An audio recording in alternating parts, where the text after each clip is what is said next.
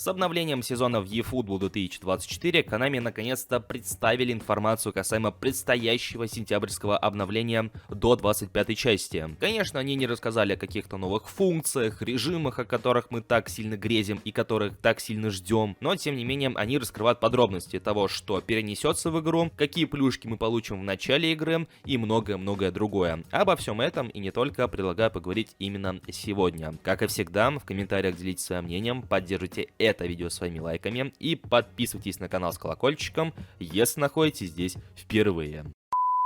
Если вы играете в eFootball на мобильных устройствах и хотите пополнить свой аккаунт, задонатить, выловить самых лучших игроков, то в таком случае хочу порекомендовать вам данного продавца монет. У него вы сможете приобрести донат на любую сумму с крайне выгодным курсом. Он помогает людям с донатом более 2 лет и имеет более 13 тысяч отзывов на бирже FanPay. Ссылку на продавца вы найдете в описании под этим роликом и в закрепленном комментарии.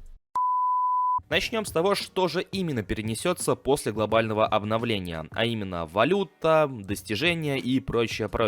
Как сообщает Konami на своем сайте, с 24 части на 25 часть перенесутся ваши монеты eFootball, ваши очки eFootball, а именно розовые монетки, ГПшки, номинальные контракты, случайные сделки, поинты прокачки, поинты отработки навыков, поинты программы тренировки позиции и многое-многое другое. Все это перенесется в следующую часть. Если, конечно, у тех же номинальных контрактов не подходит срок их действия, потому что срок действия номинальных контрактов, он не зависит от того или иного глобального обновления. Поэтому, если номинальный контракт и пропадет, то это не из-за переноса. Для всех пользователей после глобального обновления будет изменено значение рейтинга вежливости, и у всех изначально будет значение A. На что же влияет рейтинг вежливости? А он влияет на подбор ваших соперников. И, скажем так, с куда более худшим и меньшим значением в рейтинге вежливости игроков подбирать все сложнее и сложнее. Этот самый рейтинг складывается из того, как часто вы выходите из матча и пытаетесь его прервать всякими способами. Чем чаще и чем,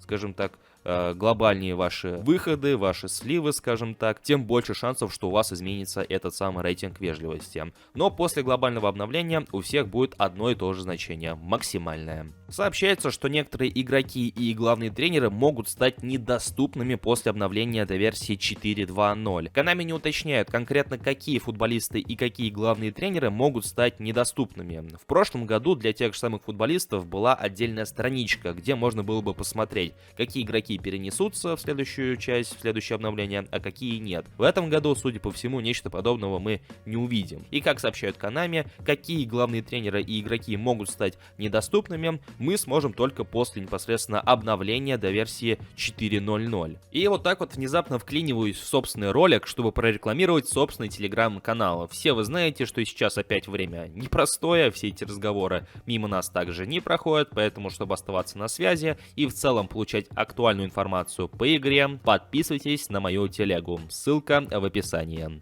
Все мы с вами знаем, что продление контрактов в следующем обновлении исчезает из игры. Соответственно, надобность в этих поинтах, она по сути отпадает. И поэтому все эти оставшиеся поинты, которые останутся у вас на момент глобального обновления, будут преобразованы в одну случайную сделку. Эта сделка будет представлять из себя набор из футболистов, который будет включать около 100 эпических и просто улучшенных футболистов. И все это касается обоих поинтов продления контракта, то есть на 60 дней и на 10 дней соответственно. Что интересно, и как мы обсуждали в наших соцсетях, в Телеграме, в группе ВКонтакте, подписывайтесь, если не подписаны, после сентябрьского обновления из названия игры пропадет нумерация. То есть, если раньше у нас была eFootball 2022, 2023, в конце концов 2024, то уже в сентябре будет просто eFootball.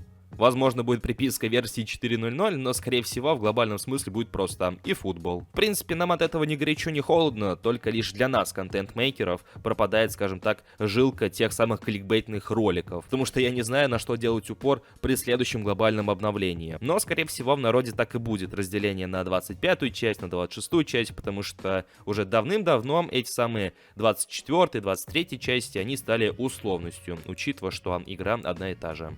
Ну и, в общем-то, как-то вот так вот. Опять же, в комментариях буду ждать ваше мнение касаемо всего услышанного, что вы думаете насчет в целом переноса, что вы думаете насчет того предстоящего пака за поинты продления контрактов и в целом, скажем так, мини-изменения названия игры. Как и всегда, поддержите этот ролик своим большим пальцем вверх, поскольку именно от вашей активности ролики продвигаются ютубом. Ну и подписывайтесь, если находитесь здесь впервые. У меня же на сегодня все. Я всех благодарю за просмотр и желаю вам всем удачи.